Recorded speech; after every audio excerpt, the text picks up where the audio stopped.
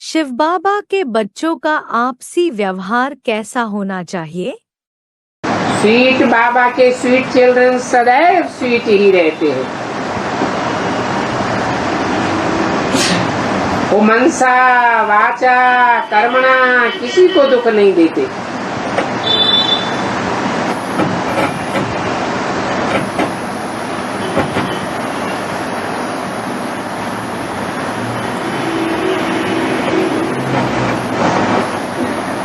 ऐसा कोई काम नहीं करना चाहिए। मुख से ऐसा नहीं बोलना चाहिए जो किसी को दुख हो जाए। और बच्चों को मीठा बनना जरूर है और साथ में चलना भी जरूर है। तो क्यों गुनगुन होकर के चले, फूल जैसे हल्के होकर के चले।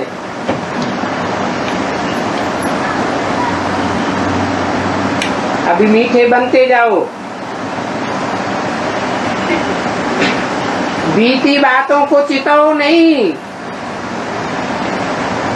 और सभी के साथ प्यार से चलो। क्योंकि बाप तो हमारी सभी कामनाएं पूरी करते हैं, फिर पाई पैसे की कामनाएं क्यों करना चाहिए? ये खिटखिट क्यों है? आपस में भी खिटखिट होती है जबकि बाप को भूल जाते हैं।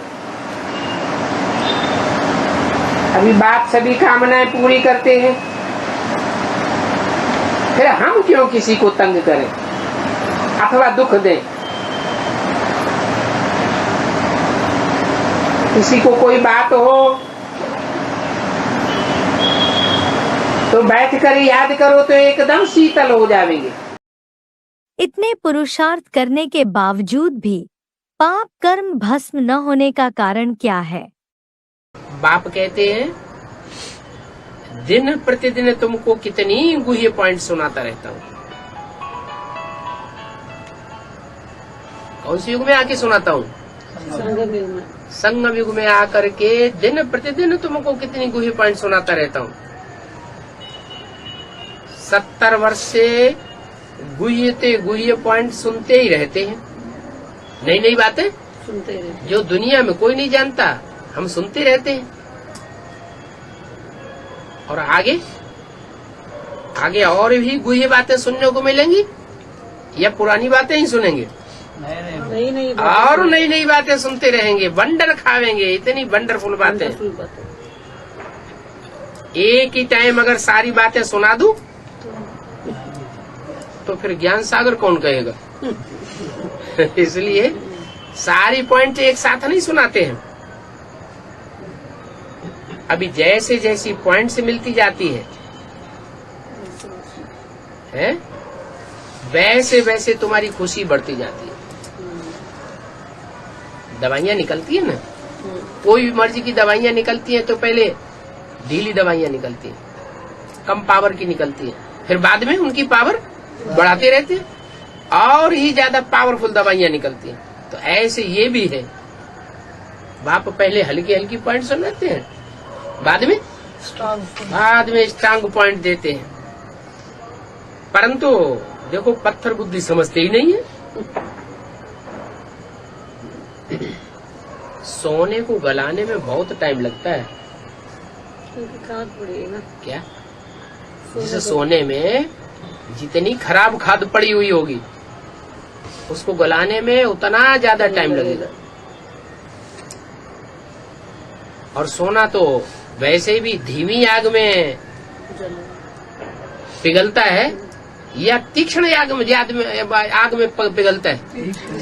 जब तीखी आग लगाई जाती है तो सोना पिघलता है। तुम्हारे में भी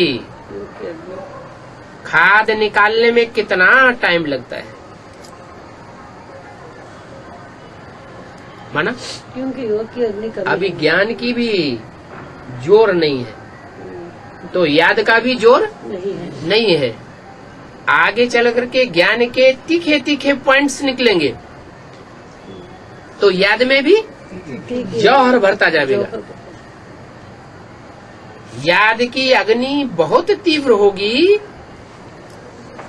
तो सोने के गलाने से खाद निकल जाएगी। इसका मतलब याद अभी धीमी है या तीखी है? धीमी है, धीमी याद है, इसलिए पाप कर्म भस्म नहीं होते हैं। धीमी याद का मतलब क्या है? कम याद, याद तो करते हैं कमी है। लेकिन अभी अभी जो याद करते हैं उसमें दूसरों की याद भी मिक्स होती रहती है, तो पक्की अभिविचारी याद नहीं कहेंगे। जब पक्की अभिविचारी याद होगी, तीखी अग्नि होगी, तो पाप कर्म भस्म होंगे। जानते तो हो कि सोना भी बहुत तेज आग से गलता है, धीमी आग में सोना नहीं गलता। कब नहीं गलेगा। पुरुषार्थ चौपट होने का कारण क्या है? बाबा जी, जीवन में विनाश साकार को याद करने से साकार को याद करने से होते हैं, निराकार को याद करने से तो होते हैं, लेकिन इतने नहीं होते जितने देवी देवता सनातन धर्म की जो पक्की आत्माएं हैं उनके होंगे। सिर्फ निराकार को याद करेंगे तो विकल्प विनाश तो होंगे। जैसे इब्राहिम बुद्ध क्राइस्ट जो स्वर्ग में आते ही नहीं, त्रेता में आते ही नहीं, उनके भी विकल्प तो विनाश होंगे, लेकिन वो याद किसको करेंगे? विष्णु को याद करेंगे, लेकिन स्वर्ग में नहीं याद। क्यों? क्योंकि बिंदु की याद निरंतर स्थायी नहीं रह सकते और साकार में निराकार की याद स्थायी रह सकती है। क्योंकि 63 जन्मों की हमको आदत पड़ी हुई है किसको याद करने की? साकार को याद करने, इसलिए वो सहज हो जाएगा और निरंतर हो जाएगा। इसलिए निरंतर और सहज हो जाने के कारण दिन दूना रात चौगुना पुरुषार्थ बढ़ने के कारण वो आत्माएं स्वर्ग की पहली सीढ़ी पर पहुंच सकेंगे। लेकिन सिर्फ निराकार बिंदु को खींच करके याद करने वाली आत्माएं द्वापर की पहली सीढ़ी तक तो पहुंच जाएंगी, पहुंच सकती है, लेकिन स्वर्ग में प्रवेश नहीं कर पाती। जीवन मुक्ति का वर्षा ब्रह्मा के थ्रू मिलता है, क्या साकार के थ्रू मिलता है, वरना जीवन मुक्ति का वर्षा मिल नहीं सकता। तो अकेले साकार को याद करने से जीवन मुक्ति हो सकती है, लेकिन फिर वो आत्माएं जो साकार को सिर्फ याद करेंगी उनको माया बहुत खाएगी, तो टिक नहीं सकेंगे, और जब टिक ही नहीं सकेंगे तो किया हुआ कर्म सारा व्यर्थ चला। तो सिर्फ साकार को याद करने में खतरा बहुत है, क्या खतरा ज्यादा है।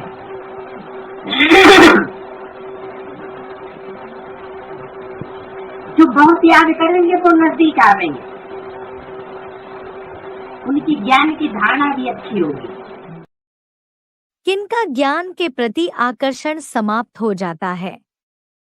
आत्मा जो तमोप्रधान बन जाती है तो ज्ञान पर आकर्षण नहीं होता, तो उसका क्योंकि विकृति आ जाती है, श्रीमत की बरखिलाफी कर दी। श्रीमत मुख्य है पवित्रता की, और पवित्रता के बारे में नियत खराब हो गई। नियत खराब हो गई माने अपवित्र बनना शुरू कर दिया, श्रीमत की बरखिलाफी हुई। तो जब श्रीमत की बरखिलाफी होगी तो मन ऑटोमेटिक माया के वशीभूत हो जाता है।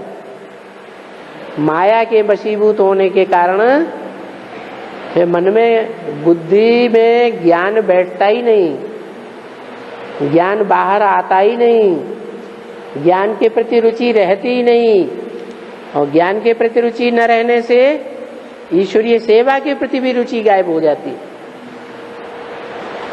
क्योंकि लगाव आत्मिक स्थिति और आत्मा के बाप की तरफ से हट गया। आत्मिक स्थिति से लगाव हटा, परमात्मा बाप की तरफ से लगाव हटा, अटैचमेंट हटा, तो परमात्मा के कार्य से भी बुद्धि हट जाती है। इसलिए कोई भी हालत में श्रीमत की जो मुख्य बात है, कौन सी है? हाँ, पवित्रता, उसकी बरखिलाफी नहीं होनी चाहिए, और कर्मणा में तो बिल्कुल नहीं होनी चाहिए। मनसा में संकल्प आते हैं, दृष्टि से भी 10, 20, 50 भूले रोज करते होंगे, ऐसे बोल दिया, सही भी है, लेकिन कर्मेंद्रियों से कोई पाप कर्म न हो जाए। अगर ऐसे हो जाता है तो जो असली तत्व है आत्मा की एकाग्रता का, और उस एकाग्रता के आधार पर जो शरीर में रजवीरी की शक्ति मूल बनती है, वो क्षरित हो जाती है। वो शक्ति क्षीण होने से तो बुद्धि में से जो ईश्वरीय तत्व है, ज्ञान, सत्य, सत्य को ही ज्ञान कहा जाता है, वो बह जाता है। कब लगेगा बेहद का कर्फ्यू? कौन मरेंगे बेहद की मौत? मिलिट्री को आर्डर निकालते हैं, बाहर आवे और शूट कर दो। क्या ये तो हद की बात हो गई। रूहानी मिलिट्री को क्या आर्डर मिलेगा? है? हाँ, मन बुद्धि के मनन चिंतन मंथन करने से, ज्ञान का मनन चिंतन मंथन करने से बाहर आवे, या तो आत्मिक स्थिति से बाहर आवे, तो क्या होगा? तो कोई न कोई ऐसा सभा का हो जाएगा कि बेहद की मौत मारे जाएंगे। बेहद की मौत जानते हैं क्या है? क्या? अनिश्चय बुद्धि हो जाएंगे। बाहर की दुनिया में जिस्मानी मिलिट्री को आर्डर मिलता है शूट कर दो, तो यहां भी ऐसी रूहानी आर्डर निकलेगा मार्शल का। क्या? कि जो याद में नहीं रहते हैं या मनन चिंतन मंथन में नहीं रहते हैं, तो उनको क्या कर दो? शूट कर दो। कैसे? Shoot on site. ऐसे कड़े है नियम निकालते हैं एकदम। तो ऐसा ऐसा कड़ा नियम निकलेगा। हद की दुनिया में भी और बेहद ब्राह्मणों की दुनिया में भी मार्शल लॉ का कड़ा नियम होगा कि तुम अगर देहदारियों को याद करते हो, दुनिया वालों को, या दुनियावी बातें याद करते हो, धंधाधोरी की, तो तुमको शूट कर दिया जाए, हददारों बेहद की मौत में मारे जाओ। तो क्या करेंगे? क्या करेंगे फिर? हाँ, तो तुम बच्चे पक्के होते जाएंगे याद में, मनन चिंतन मंथन में, और अच्छी तरह से समझ जाएंगे, पक्के हो जाएंगे। नहीं है? होंगे या नहीं? फिर तो 8 ही बचेंगे। हाँ, 8 ही बचेंगे। पहले से ही पक्का कर दिया। अच्छा संकल्प करना चाहिए कि कच्चा संकल्प करना चाहिए है? और कच्ची आत्माएं रहेंगी तो कच्चा संकल्प करेगी, और जिन्होंने पक्का कर दिया क्या है? मर जाएंगे, लेकिन हम डटे रहेंगे, हम हिलेंगे नहीं। क्या? सर कटा सकते हैं, लेकिन सर माया के सामने झुका ही नहीं सकते। तो तुम अभी से अपन को पक्का कर दो, ऐसे नहीं वो तो 8 ही आएंगे, 8 में हमारा नंबर थोड़ा ही लगना है। हाँ? क्या? अरे क्यों नहीं लग सकता? लग सकता है कि नहीं लग सकता है? नहीं लग सकता है? हाँ? ऐसे नहीं लगेगा?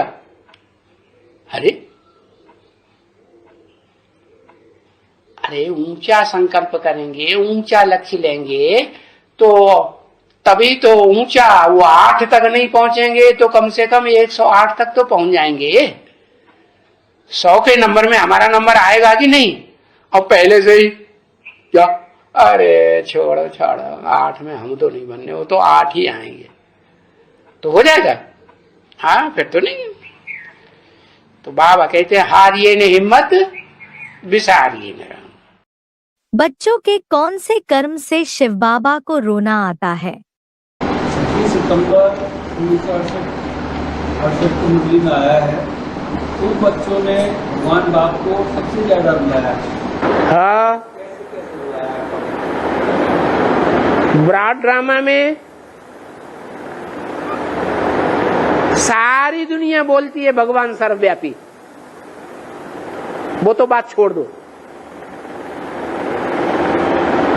संगम युग में बाप का कनेक्शन सारी दुनिया से होता है या खास बच्चों से होता है? खास बच्चों से। जो बाप के बच्चे बनते हैं, बाप को अपना परिचय देते देते सालों बीत जाते हैं, और बाप के बच्चे सालों परिचय लेने के बावजूद भी आज निश्चय बुद्धि और कल अनिश्चय बुद्धि होते रहते हैं। तो बाप को रोना नहीं आएगा है? और यहाँ तक अनिश्चय बुद्धि होते हैं कि जब माया और प्रकृति दोनों मिलकर के फाइनल पेपर लेते हैं तो 8 को छोड़ करके साफ फेल हो जाते हैं बाप की पहचान में।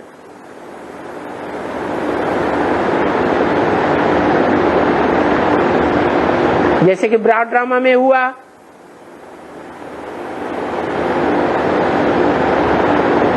सभी भारतवासी दूसरे दूसरे धर्म में कन्वर्ट हो जाते हैं। जो खास भारतवासी हैं, आदि से अंत तक भारत के दिल में रमण करने वाले हैं, भारत में रहने वाले हैं, वो भी पाश्चात्य सभ्यता के प्रभाव में आ जाते।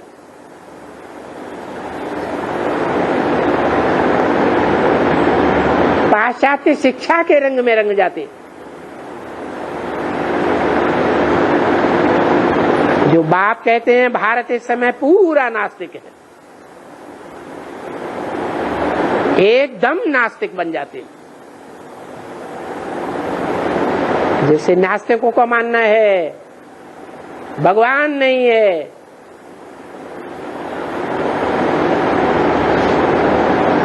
कोई स्वर्ग नहीं है,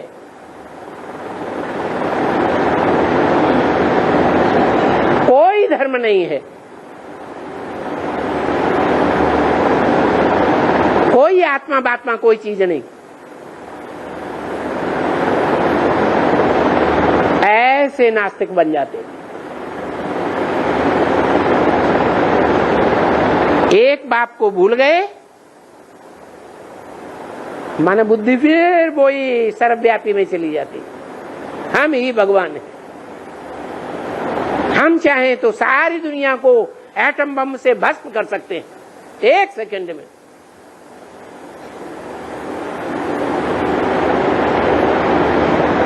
तो बाहर वालों ने रुलाया, तो बाहर वाली दुनिया जब है ब्रॉड ड्रामा में, तब तो भगवान वास्तव में इस सृष्टि पर होता ही नहीं। होता है भगवान तो संगम युग में बच्चों के सामने आता है। और जिन बच्चों को वर्षों पढ़ाई पढ़ाता है वो बच्चे सबसे जास्ती ग्लानि करते हैं बाप की, सारी दुनिया के सामने। तो बाप को रोना नहीं आएगा? है? कौन सा बाप रोता है, ऊपर वाला कि नीचे वाला? है? नीचे वाला रो सकता है, ऊपर वाला थोड़ी रोएगा। भक्ति मार्ग का त्याग करने के बावजूद भी भक्ति मार्गीय श्लोकों को सुनने का कारण क्या है? भक्ति मार्ग के श्लोक जब चलाते हैं तो लोग क्या पूछते हैं कि जब भक्ति मार्ग को छोड़कर ज्ञान मार्ग अपनाए फिर भक्ति मार्ग के श्लोकों को क्यों सुनना चाहिए? दुनिया की हर चीज पहले सतो प्रधान होती है और बाद में तमो प्रधान होती है। तो जब द्वापर शुरू हुआ तो द्वापर में पहला शास्त्र कौन सा बना?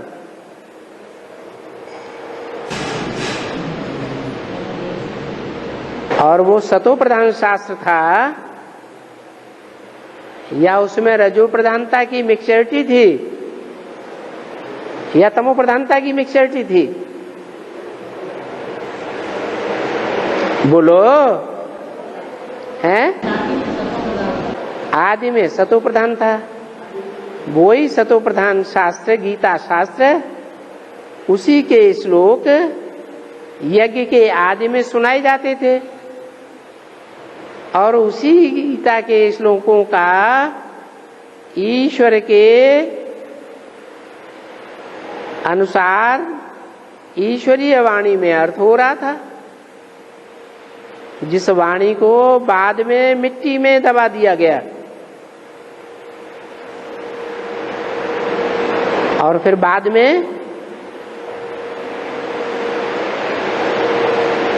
वेद वाणी चल पड़ी। तो वेद पुराने हुए या गीता शास्त्र पुराना हुआ? ज्यादा पुराना क्या है? गीता पुराना है। तो गीता के श्लोक सात्विक हैं या तामसी हैं? उनके अर्थ तामसी किए गए हैं बाद में, लेकिन गीता के श्लोक तो सात्विक ही हैं। उनका भाव समझने की बात है। तो श्लोकों का अर्थ, श्लोकों का भाव वो प्रधान है। इसलिए बोलते हैं भाव प्रधान विश्व रचि राखा। अर्थ से ही भाव निकलता है। दुनियावी विद्वानों ने, मनुष्यों ने गीता की जो टीकाएं की हैं वो टीकाएं विकारी बुद्धि से निकली हैं या निर्विकारी बुद्धि से निकली हैं? विकारी बुद्धि से निकली है। और भगवान स्वयं आकर के उन्हीं गीता के श्लोकों का जो भगवान शिव बाबा कहा जाता है, जो शिव बाबा सृष्टि के आदि में भी मौजूद रहता है, मध्य में भी रहता है, अंत में भी रहता है। वो गीता के श्लोक किसने बनाए होंगे? है? अरे वो गीता के श्लोक बनाए किसने होंगे? हैं? किसने? हैं? वो ही शिव बाबा, जिसे व्यास भगवान कहा गया है। तो हीरो पार्टधारी ना।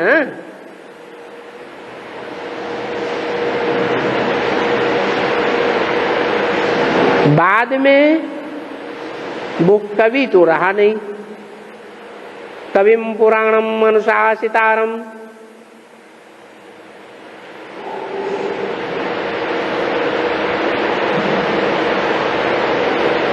इस गीता के शास्त्र के आधार पर सारे विश्व का अनुशासन अंत तक चलता है। अंत में तामसी अनुशासन, आरंभ में सात्विक अनुशासन, वो ही तन मुकर्रर रहता है। उसी तन में परमपिता परमात्मा शिव आकर के 36-37 में गीता के श्लोकों का सही अर्थ बताते हैं। संगम के आदि में भी वही अर्थ है और संगम के अंत में भी वही गीता के श्लोकों का अर्थ होता है, भाव आता है। तो गीता के शाब्दिक श्लोकों के ऊपर जाएंगे या उसके भावों को पकड़ेंगे? शब्दार्थों के भावों को पकड़ना है या दुनियावी रीत से जैसे श्लोक सुनते हैं, सुनाते हैं,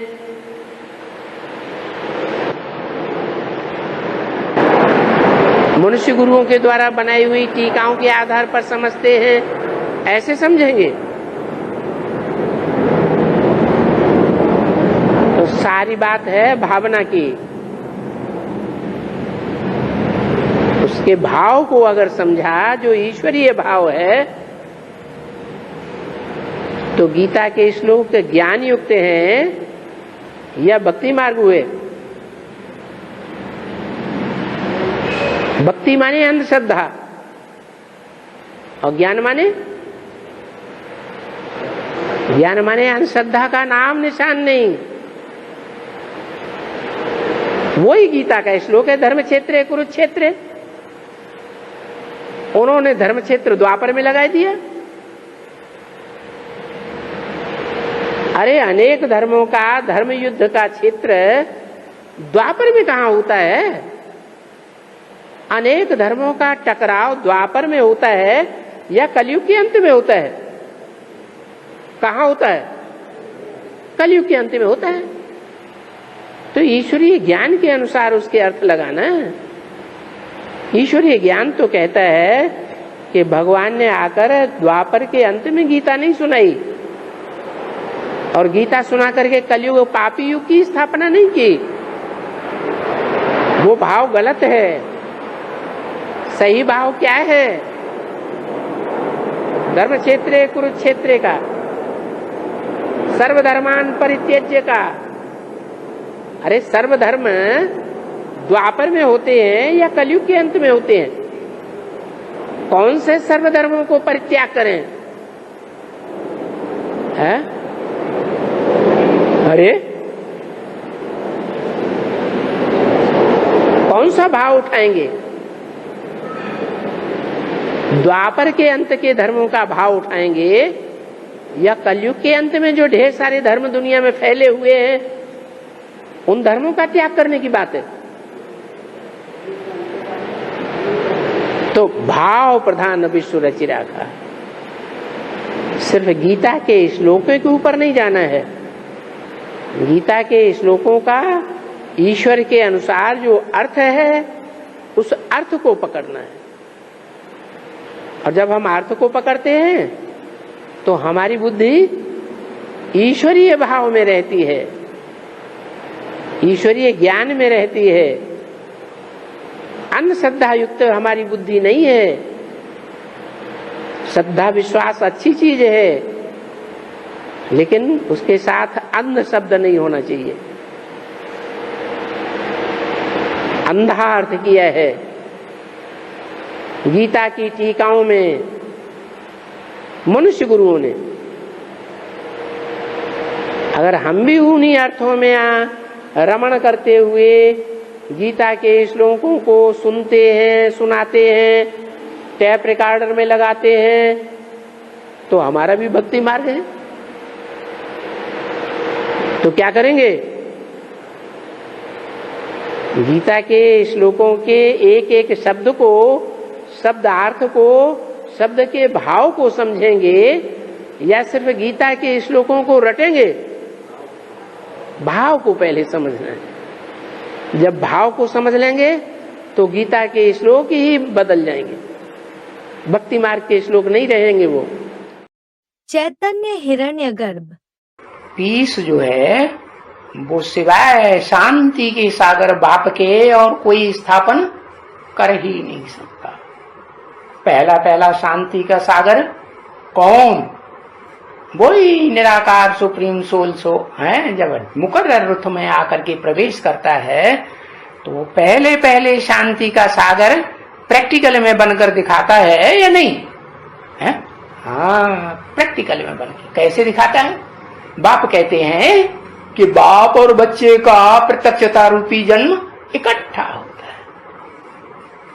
बाप हुआ शिव है, हुआ ना, और उसका बच्चा हुआ आदम कहो, अर्जुन कहो, है, आदिदेव कहो, वो जगत पिता कह दो। आदम जगत पिता हुआ ना। हाँ, तो उसके लिए बताया कि वो बाप और बच्चा दोनों संपन्न स्टेज में इस संसार में प्रत्यक्ष होते हैं। जब संपन्न स्टेज में प्रत्यक्ष होते हैं तो आदम का भी रूप क्या बन जाता है? हिरण्य गर्भ है, सोने का सूरज बन जाता है। सूर्य जब निकलता है पहले है, प्रातः काल में सूर्योदय होता है ना, तो कैसा होता है? सफेद कि काला एकदम लाल लाइट का गोला है, जिसको ब्रह्मा कुमारियां पहले ओम मंडली में याद करती थी। आग का गोले को याद करती थी ना। हाँ, और भक्ति मार्ग में भी जो यहूदी लोग थे या पारसी लोग थे पहले पुराने जमाने में, वो भी आग को ही भगवान समझते थे। यहोवा नाम दिया उसको, क्या? हाँ, तो देखो वो उनका नाम यहोवा दे दो। पीस तो प्रैक्टिकल में वो ही स्थापन कर सकते हैं। यहोवा कहो, आदम कहो, अर्जुन कहो, आदिनाथ कहो, आदिदेव कहो, शंकर जी कहो। शंकर का काम क्या है? टोटल दुनिया का विनाश करा करके सारी दुनिया में शांति स्थापन हो जाएगी या शांति रहेगी? कुछ आवाज आएगी? है? आएगी? आवाज आएगी? आवाज कुछ भी नहीं। आत्मा जब संपूर्ण याद की स्टेज में रहे तो शरीर भी संग के रंग से कैसा बनेगा? कण कण जो अणु है वो सोने जैसा बनेगा या नहीं बनेगा? निरोगी कंचन काया बनेगा ना। तो बताया क्या? मूल रूप में फिर परम ब्रह्म किसे कहें? है जिसको शास्त्रों में बोल दिया हिरण्य गर्भ। हिरण्य माने सोना। कैसा गर्भ? सोने का गर्भ। तो कौन हुआ सोने का गर्भ? वही आदम वाली आत्मा जो पतित चोला वाली होती है। जब अब पावन आत्मा बनती है तो पावन आत्मा के संग के रंग से वो अविनाशी शरीरधारी आत्मा कैसा शरीर बन जाता? सोने जैसा, हिरण्य जैसा गर्भ ज्ञान का धारण करने वाला बन जाता है। गीता में क्या बोला? तस्मिन् गर्भम दधाम्यहम मम योनि महत् ब्रह्म। मेरी योनि रूपा माता कौन? महत् माने महान, ब्रह्म बड़ी अम्मा। माताओं के बीच में जो बड़ी से बड़ी माता के रूप में पार्ट बजाने वाली माता है वो है परम ब्रह्म। देवताओं को भोग में पान और सुपारी क्यों चढ़ाया जाता है?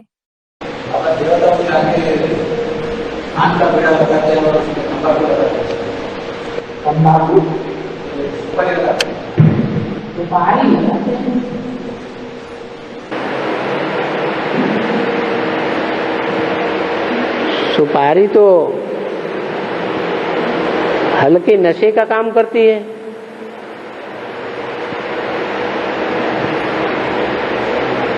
देवताओं को पान और तांबूल पुंगी फल,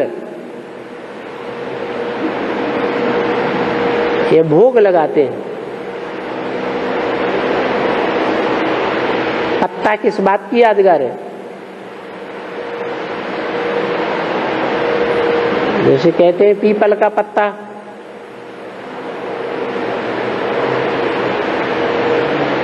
ऐसे ही पत्तों में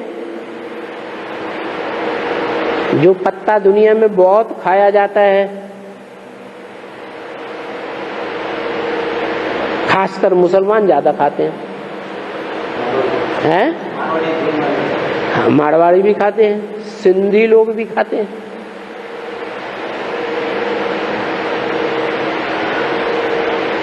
पूर्व साइड में इतना नहीं खाते हैं। तांबुल भी,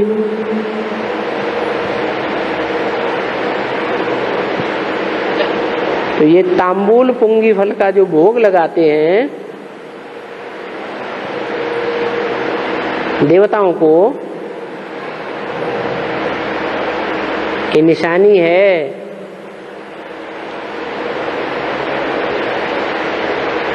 पत्ते के रूप में आत्मा बताई गई।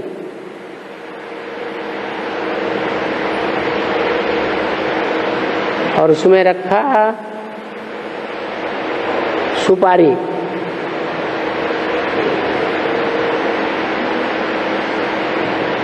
सुपारी का जो आकार है वो लिंग के अग्रभाग के अनुकूल है, समान है।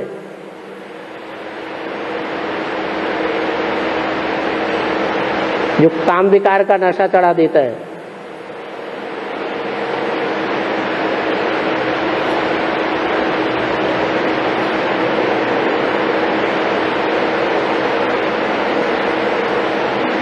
जो देवताएं हैं उन्होंने काम विकार को जीता है नंबरवार, लेकिन पूरा जीता है या अधूरा जीता है? क्या कहेंगे? अगर पूरा जीता होता तो भगवान कहे जाते, भगवान भगवती का पार्ट साबित हो जाता। परंतु थोड़ा न थोड़ा परसेंटेज में कहीं न कहीं वो सुपारी का नशा रह जाता है। इसलिए देवताओं को वो पान और सुपारी चढ़ाते हैं आज भी। दुखों के पहाड़ किनके ऊपर गिरेंगे? बाबा बोला है ना, आगे चलकर दुखों के पहाड़ गिरेंगे। तो किस बातों की दुखों के पहाड़? तन की पीड़ाओं के पहाड़,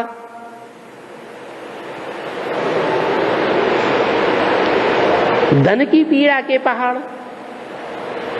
आदमी जब गरीब हो जाता है, लखपति करोड़पतियों की नोटों की गड्डियां सड़कों के ऊपर पड़ी रह जाएंगी। अकाल पड़ेगा, बूंद बूंद पानी के लिए लोग तरसेंगे, रोटी का टुकड़ा पेट में नहीं पड़ेगा। तो क्या उन धनाढ्यों के बाल बच्चों, धनाढ्यों के ऊपर दुखों के पहाड़ नहीं गिरेंगे? अरे गिरेंगे ना। और जब उनके ऊपर गिरेंगे तो बाकी गरीबों का क्या हाल होगा? गिरेंगे पहाड़, लेकिन ये नहीं कहा कि तुम बच्चों के ऊपर गिरेंगे, बाबा के बच्चों पर गिरेंगे।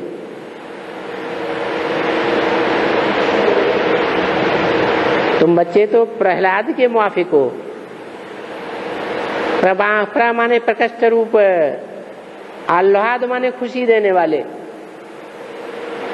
संसार को बहुत ऊंचे से ऊंची खुशखबरी सुनाने वाले हो, ऊंचे से ऊंची खुशी देने वाले हो। तुम्हारे ऊपर गुणों के पहाड़ क्यों गिरेंगे? किसके ऊपर गिरेंगे? जो बाप के बच्चे नहीं बनते हैं, श्रीमत पर नहीं चलते हैं, मन मत पर है या मनुष्य मत पर है या धर्म पिताओं की मत पर चलेंगे, उनके ऊपर दुखों के पहाड़ गिरेंगे। आगे चलकर बहुत दुख के पहाड़ गिरने वाले हैं ना, पहाड़ गिरने वाले हैं। तो आगे से दुख सहन नहीं हो रहा है। अभी का दुख ही सहन नहीं हो रहा है, तो जब पहाड़ गिरे तो चकनाचूर हो जाएंगे। कैसे होगा? लेकिन जब आगे चल के पहाड़ गिरेंगे दुखों के, जैसे इंद्र देवता ने, शास्त्रों में आया है ना, इंद्र देवता ने बहुत बरसात बरसाई, बहुत पत्थर गिरे, ओले गिरे, तो ग्रामवासी बहुत दुखी हुए ना, है? तो क्या किया उन्होंने? उन्होंने पहाड़ को उठा लिया। तो भले पहाड़ गिरेंगे, लेकिन जिनकी बुद्धि में बाप नहीं होगा उनको पहाड़ पहाड़ महसूस होंगे, और जिनकी बुद्धि में बाप होगा उनको पहाड़ रुई के मुआफिक ऊपर ऊपर हो जाएंगे। जैसे हवाई जहाज पर बैठते हैं तो रुई के पहाड़ नीचे नीचे उड़ते हैं और हम ऊपर ऊपर उड़ते हैं, ऐसे हो जाएगा। नहीं खुश हुए? खुश हो गए? बाबा आदम के लिए कब होगा कलयुग का अंत?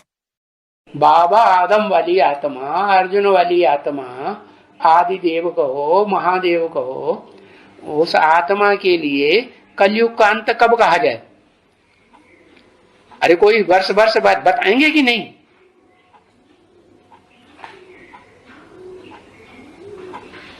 (1976) में कलयुग का अंत हो जाता है उसके लिए। है? कलयुग माने पाप कर्म न बने, पाप कर्म करना बंद कर देती है, और सौगुना पूजा चढ़ता है कि नहीं? संगम युग में पुरुषोत्तम संगम युग तो कहेंगे कि पुरुषों में उत्तम बनना शुरू तो होती है वो आत्मा। हाँ 2028 में 2077 वो 1977 बताया ना, क्या संपूर्णता वर्ष, वो आत्मा के लिए बताया। ऐसे थोड़े ही कि शरीर भी संपूर्ण हो गया, कंचन काया बन गया, नहीं। तो शरीर भी जब तक कंचन काया न बने तब तक संपूर्ण नहीं कहेंगे। तो वो शरीर से भी कंचन काया सारी दुनिया को दिखाई पड़ता है। शास्त्रों में नाम लिख दिया हिरण्यगर्भ। क्या? जैसे सवेरे को सूरज निकलता है ना, तो कैसा दिखाई पड़ता है? लाल लाल दिखाई पड़ता है। हाँ, तो चमकता चेहरा दिखाई पड़ेगा कि नहीं? हाँ। तो कलयुग का अंत, पुरुषोत्तम माना कलयुग का अंत। संगम युग में सीता की अग्नि परीक्षा कब होगी? सीता माता की अग्नि परीक्षा संगम युग में कब होगी? है? सीता माता की अग्नि परीक्षा संगम युग में कब होगी? कब होगी बताओ? हमें नहीं मालूम है। हमें नहीं मालूम है। सीता कौन है? छोटी मम्मी। और राधा कौन है? फेल सीता हुई या राधा हुई यज्ञ के आदि में? राधा फेल हुई है। यज्ञ के आदि में राम सीता फेल हुए या राधा कृष्ण फेल हुए? राम सीता फेल हुए। तो जो फेल हुए आदि में, वो एडवांस के अंत में भी फेल होंगे या नहीं होंगे? सीता तो अग्नि परीक्षा को पास कर गई थी। पहले फेल होने की बात करो। लेकिन गायन तो उसका यही है ना कि वो अग्नि परीक्षा में से पास हो गई। वो तो बाद की बात है। यज्ञ के आदि में बड़ी माँ फेल हुई या छोटी माँ फेल हुई? बड़ी माँ फेल हुई। तो यहाँ एडवांस में भी कौन फेल होता है? हैं? बड़ी माँ ही फेल हुई।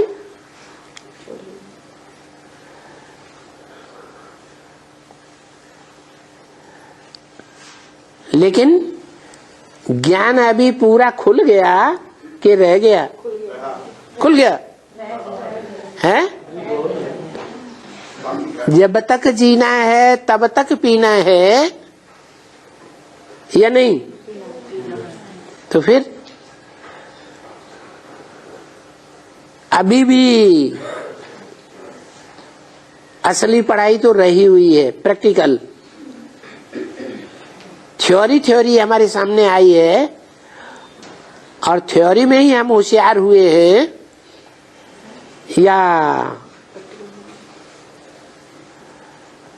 जो पढ़ाई के गुण हैं उन गुणों को धारण करने में भी होशियार हो गए हैं? नहीं हुए। तो पढ़ाई चालू है, थ्योरी और प्रैक्टिकल दोनों में पास होंगे तब पास कहे जाएंगे।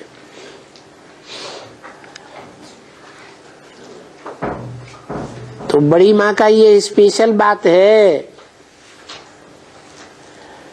कि कीचड़ में रह करके भी बुद्धि कहाँ लगी रहे हैं?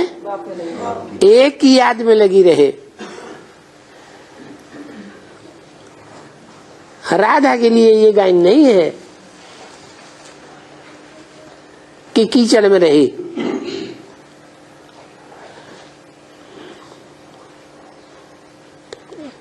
इस तरह वो अग्नि परीक्षा में भी पास होती है।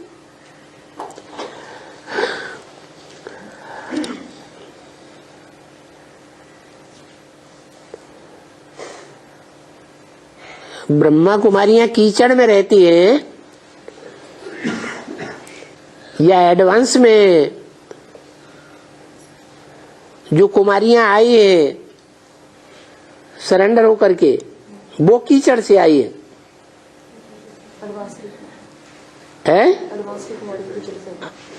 और फाइनल परीक्षा होगी तो महाकाली की भुजाएं बनती हैं, तो कहां जाएंगी? हैं? कहां जाती है फिर? हैं? महाकाली की हिसाब को पाती है नंबर 1। लेकिन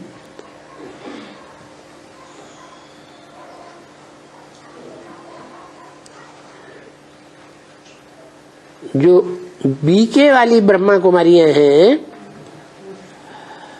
उनको बाप की याद असली है, और इनको असली याद है।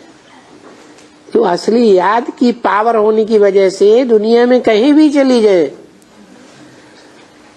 उनको बाप की छाप भूल नहीं सकती, इसलिए वो अग्नि परीक्षा में भी पास होंगे। सर्विसेबल बच्चों प्रति शिव बाबा के महावाक्य। अभी कौन सा टाइम चल रहा है? संदेश लेने का, कोर्स लेने का, 7 दिन की भट्टी करने का, या रियलाइजेशन कोर्स चल रहा है? हाँ, अभी तो रियलाइज करना है कि मैं आत्मा कौन सी आत्मा हूं, कौन सा पार्ट प्ले करने वाली विशेष आत्मा हूं, किस धर्म की हूं। तो बाप समझाते हैं ना बच्चों को, है क्या समझाते हैं कि बच्चे तुम फिक्र बिल्कुल मत करो, है जो महारथी हो गए हैं उनके लिए फिक्र की तो बात ही नहीं है। फिक्र से फारिग किंदा प्यारा सतगुरु गाते हैं ना, फिक्र से फारे। तो ये तो तुमको होना ही है, जानते हो कि हम फिक्र से फारिग हो रहे हैं। और कैसे हो रहे हैं? अरे अकाल दुकाल पड़ता है, बीमारियां फैलती हैं, तो फिक्र तो चलता है ना, क्या है? हाँ, कहीं ऐसा ना हो कि अकाल दुकाल में भूख मर जाए हम, या बीमारी में नई नई कोरोना बीमारी निकल रही है तो हमको भी न लग जाए।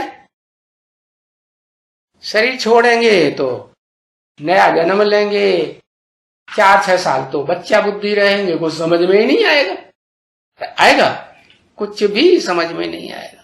हाँ। संगठन में नहीं होगा ऐसा है। हाँ, देखो मनुष्य कैसे डरते हैं, अकाल दुकाल बीमारियों मौत होती है तो उससे कैसे डरते हैं। हाँ, बहुत डरते हैं और सब डरते हैं। क्या, क्यों डरते हैं? डरने का कारण क्या है? देह अभिमान है तो डरते हैं, और बिल्कुल एकदम डरते हैं। और ऐसे नहीं कि 1-2 बारी डरते हैं, घड़ी घड़ी डरते रहते हैं मौत से। और यहां तो तुम बच्चों को मौत से डरना ही नहीं है, डरना है?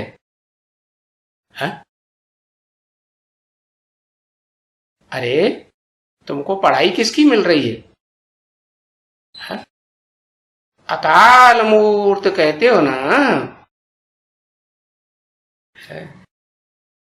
तुमको पढ़ाई पढ़ाने वाला कालों का काल महाकाल है, तो तुमको डरना चाहिए। अब हाँ, जो कच्चे होंगे तो वो मौत से जरूर डरेंगे, है? और एकदम डरने की बात ही है भाई, हम नहीं अब सेवा एवा करने जाएंगे, क्या जाना चाहिए? हाँ, भीड़ भाड़ में जाएंगे, हमको भी कहीं पकड़ लिया बीमारी में तो क्या होगा? सब सेवा एवा धरी रह जाएगी। तो ऐसे सोचने वालों को क्या बोला, कच्चे कि पक्के?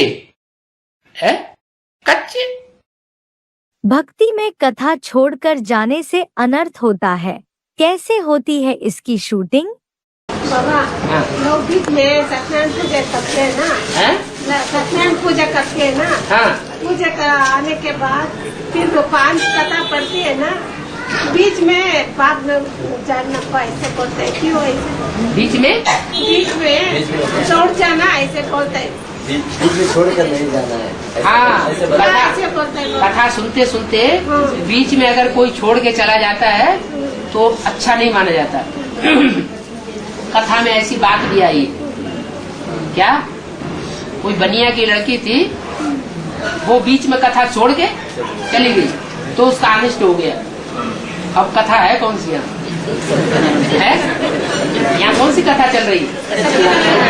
सत्यनारायण की जो कथा चल रही है, वो कथा अगर कोई ज्ञान में चलते चलते अनिश्चय बुद्धि बन जाए और कथा छोड़ करके उस दुनिया में चला जाए तो उसका अनिष्ट होगा या उद्धार होगा?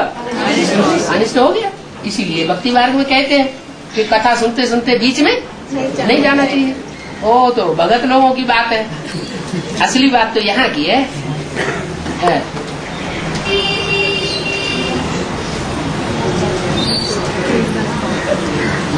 ठीक है, बढ़िया बढ़िया, ऐसे ही प्रश्न पूछा करो। ब्राह्मणों की दुनिया में कैसे होती है नर बलि की शूटिंग? मैंने नर बलि प्रथा जो है, तो वो कैसा है? जैसे अभी संगम जी में किस आधार पर भक्ति मार्ग बनाया हुआ है? ब्रह्मा कुमारियों में किसी मनुष्य को सरेंडर कर लिया और सरेंडर करके अब उसको जैसे चाहे वैसे चला रहे हैं। क्या उसकी भावना को नहीं देखा, तो जैसे उसका मांस खा रहे हैं खींच खींच करके, नर की बलि चढ़ा ली। ये कोई स्वेच्छा से सरेंडर होना नहीं हुआ। ये जैसे कि किसी आदमी को सरेंडर करके उसकी मांस खींच खींच करके खाया जाता है, भून भून करके खाया जाता है। ऐसे हो गया। तो ये वास्तविकता ये है कि जो समर्पित होकर के रहना चाहे वो रहे, जो न रहना चाहे स्वेच्छा से उसको जाने देना चाहिए। बांधा बूंदी नहीं करना चाहिए। वो बांधा बूंदी करते हैं, अगर तुम जाओगे तो हम ऐसा कर देंगे, हम तुम्हारी सारी पोल पट्टी खोल देंगे। वो बेचारा डर जाता है। तो भक्ति मार्ग में उसका जो यह है रीति रिवाज है, जैसे नरबली प्रथा तो चलता ही था। हाँ, चलता तो था। ये हिंदू राजाओं के संस्कार में ऐसा हुआ था क्या? हिंदू राजाओं के संस्कार में भी हुआ था, और तभी तो बौद्ध धर्म आया जो, और जैन धर्म आया, जिन्होंने नरबली को खत्म कर दिया। हाँ। तब बंद हो गया। ये प्रथा सूर्यवंशियों में नहीं थी। तो सूर्यवंशी जो हैं वो ही असली जैन धर्म वाले हैं। वो नरबली को स्वीकार नहीं करते।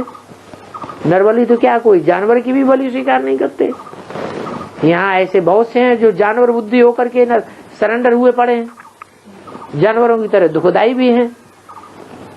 क्या उनको भी बांध के नहीं रखते हैं।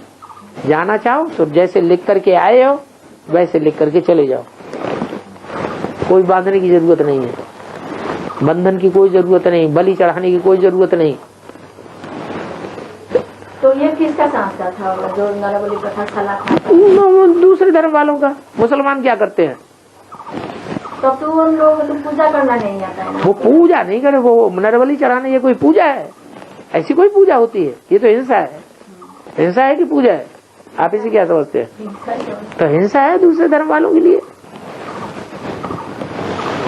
तो ये मुसलमान लोगों ने चलाया था। मुसलमान हो, क्रिश्चियन हो, ये सब क्या है? विधर्मी। ये तो जबरदस्ती करने वाले हैं। धर्म में कोई जबरदस्ती होनी चाहिए। तलवार उठाई, बनो ब्राह्मण से मुसलमान, चोटी कटवाओ, जनेऊ उतारो, जनेऊ जलाओ, नहीं जलाया खत्म। ये तो नरबली है। शिव बाबा धर्मराज की सजाओं से बच्चों की रक्षा करेंगे या नहीं? जिस समय धर्मराज पाप आत्मा को सजा देंगे, हाँ, उस समय शिव बाबा सामने बैठे रहेंगे क्या? धर्मराज सामने बैठेगा या शिव बाबा सामने बैठेंगे? और देखने वालों को धर्मराज दिखाई देगा कि शिव बाबा याद दिखाई देगा? प्यार का सागर दिखाई देगा या मार का सागर दिखाई देगा? है मार के सागर। अभी टाइम है, क्या टाइम है? प्यार का सागर प्यार बरसाए रहा है। बहुत सस्ता सौदा है। कितना सस्ता बताते हैं? है कितना सस्ता? अरे कौड़ी दो और हीरा लो, इतना सस्ता। कहाँ हीरा और कहाँ कौड़ी? बाबा ने बोला हुआ है कि बाप तो प्यार का सागर है और धर्मराज मार का सागर है। तो जब अंत में धर्मराज पिटाई करेगा तब प्यार का सागर बाप क्या धर्मराज को रोकेगा नहीं? अब बाप ने तो पहले ही घोषणा कर दी, क्या अगर मेरी बात नहीं मानेंगे तो धर्मराज खाल उधेड़ देंगे। तो पहले ही बता दिया। बाबा बाप तो प्यार का सागर है। तो जब धर्मराज अंत में पिटाई करेगा तो बाबा रोकेगा नहीं?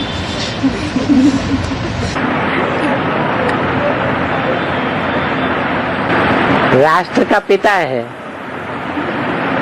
राष्ट्रपति है,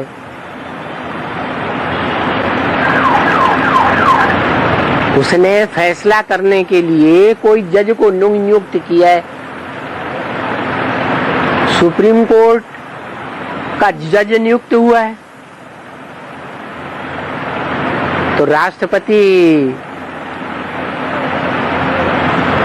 उसको रोकेगा? है? अरे गलतियां की हैं तो सजा खानी पड़े या नहीं? ऐसे तो सारे ही छूट जाएंगे।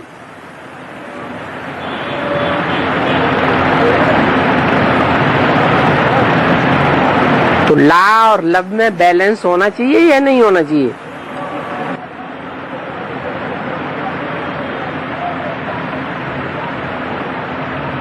या ला का वो लब का जो पलड़ा है वो हमेशा भारी बना रहे और ला ऊपर उठ जाए, हल्का हो जाए।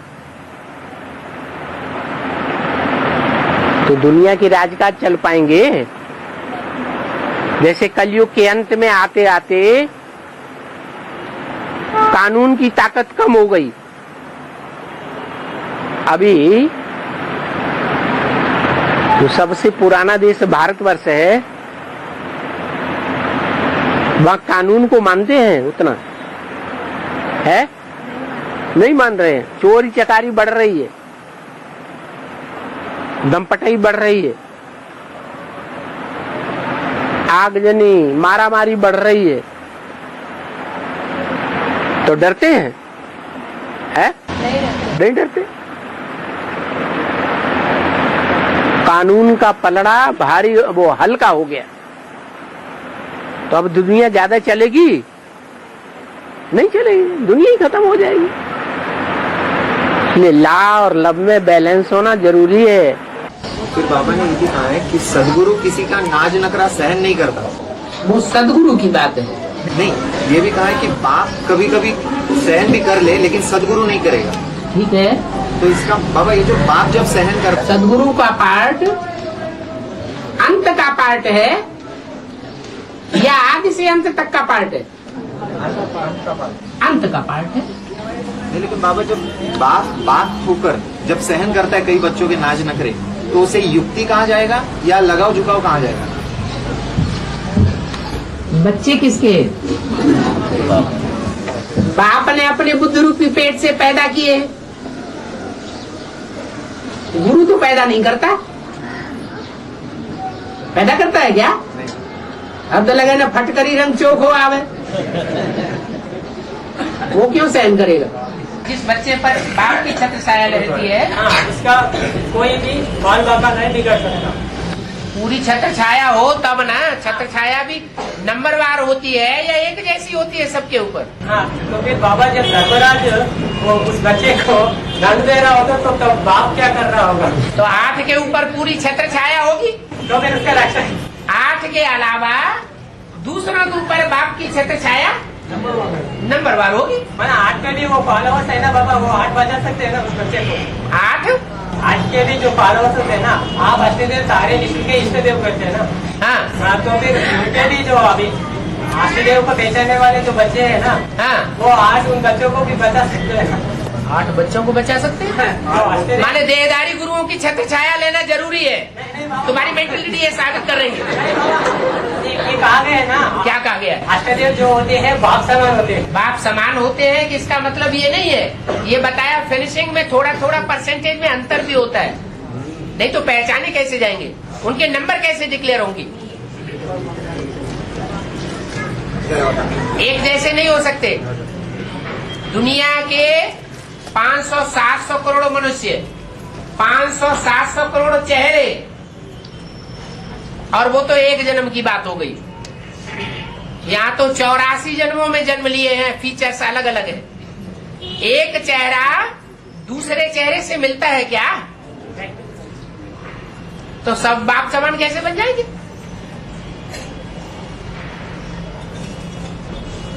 कहा जाता है कि 8 ऐसे हैं जो सजा नहीं खाते।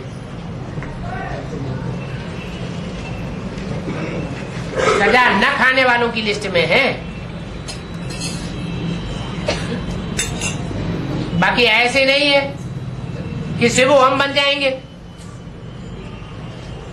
अगर बाप समान एक जैसे ही बन जाए तो सारे ही शिव बाबा हो जाएंगे कि नहीं? फिर तो शुरुआत कर दी शिव बाबा की। सर्वव्यापी की। नहीं बाबा, कहीं कहा गया खुदा के तख्त को 8 फरिश्तों ने 8 फरिश्तों ने उठाया, 8 भगवान ने नहीं उठाया। नहीं, ये बात कैसे हो सकती है बाबा? तो फिर ऐसे ही है, फरिश्ते जो हैं वो उनमें प्रवेश करके पार्ट बजाते हैं। वो खुद फरिश्ते नहीं है, माने उन्होंने शरीर नहीं छोड़ दिया होता है, वो तो देवात्मा है। देवात्माओं में और फरिश्तों में बहुत अंतर है। फरिश्ते दूसरे धर्म में गाए जाते हैं और देवताएं भारत में गाए और पूजे जाते हैं। भारतवासी देवताओं की पूजा करते हैं और विदेशी फरिश्तों का गायन करते हैं। उनके शास्त्रों में फरिश्तों की महिमा है, देवताओं की महिमा नहीं है। वो देवताओं को नहीं मानते, उनका कनेक्शन होता ही नहीं है देवताओं से। देवताओं की दुनिया ही अलग हो जाती है। और बाबा तो फिर इसका मतलब है 8 के ऊपर ही बाबा का छत्र छाया रहेगा क्या? तो फिर 500 करोड़ आत्माओं का 8 के ऊपर ऐसी छत्र छाया रहेगी कि धर्मराज बाप भी उनका कुछ नहीं बिगाड़ सकेगा।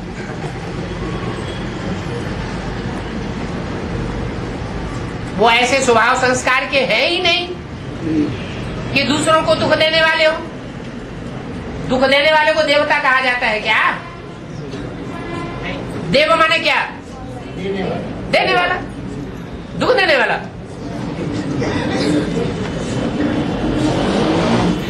दुख देने वाले को दैत्य कहा जाता है। दूध न देने वाली गैयों का क्या असर होता है और बेहद में उसकी शूटिंग कैसे होगी? बाप मुरली में कहते हैं जो गाय दूध नहीं देती है उसको कसाई को दे देते हैं काटने के लिए। देवान टुकड़े टुकड़े कर डालता है। पूछा है बेहद में बात कैसे लागू होती है?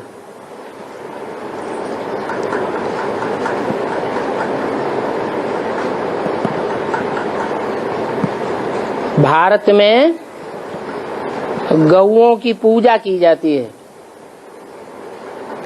भक्ति मार्ग में उन्होंने जानवर गौओं को समझ लिया है कि कृष्ण ने जानवर गौओं को चराया होगा। वास्तव में जानवर गौओं की बात नहीं है, ये ह्यूमन गौएं हैं, खासकर भारत की कन्याएं माताएं।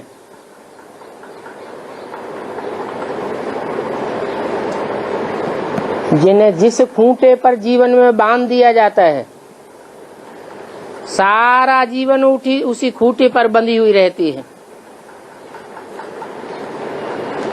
सीधे साधे जीवन को गाय का नाम दिया गया है।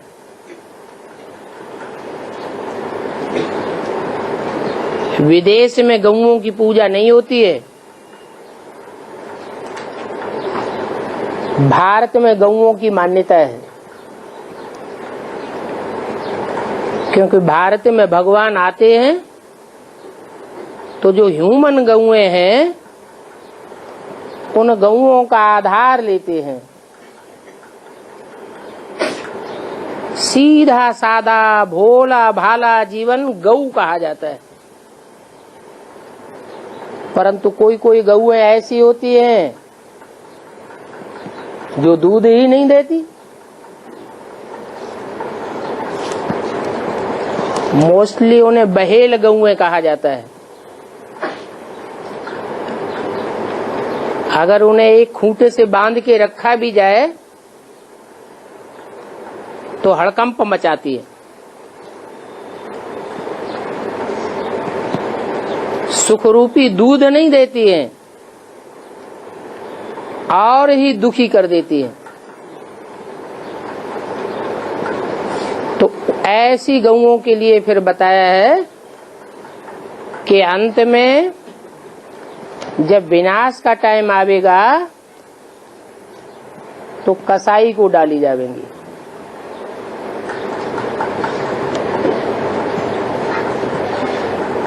कौन सा धर्म ऐसा है जिसमें गौएं बहुत काटी जाती हैं?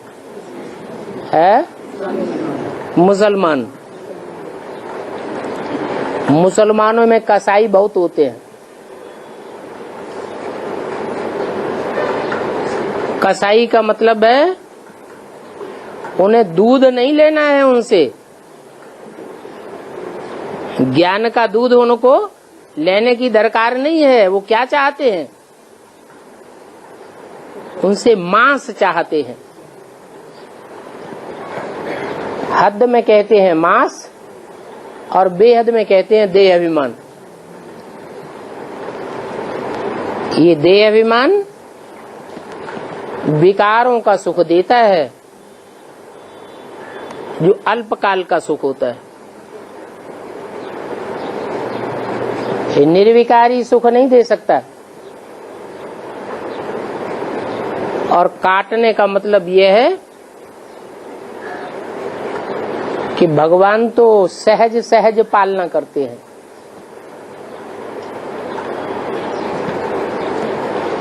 ईश्वरीय पालना में मारपीट आदि की कोई बात नहीं होती है। और जो मुसलमान हैं वो तो बड़े क्रूर होते हैं। क्रूर का नाम कसाई रखा जाता है। एक ही खांडे के बार में खेल खलास कर देता है। सारा देहभान चकनाचूर हो जाता है।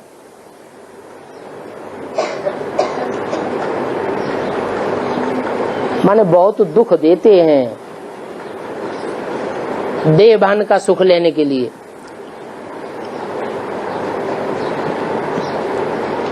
बाप तो सुखदाता है। जो गौएं दुख देती हैं, सुख नहीं देती हैं, बाप उनकी भी पालना करता है। ईश्वरीय कार्य में सहयोग देती हैं, नहीं देती हैं, उनकी भी पालना करता है। परंतु ये रिजल्ट बताया कि आकर ईश्वरीय सेवा में सरेंडर हुई और सरेंडर होने के बाद सुखरूपी दूध नहीं दिया। आत्मिक स्टेज में रह करके सुख शांति का पारिवारिक वातावरण नहीं बनाया, तो अंत में उनका ये असर होगा कि ऐसी कसाई जैसे व्यक्तियों के यहाँ उनको पालना मिलेगी जहाँ बहुत दुखी ही दुख मिलता रहेगा। सुख का नाम निशान नहीं।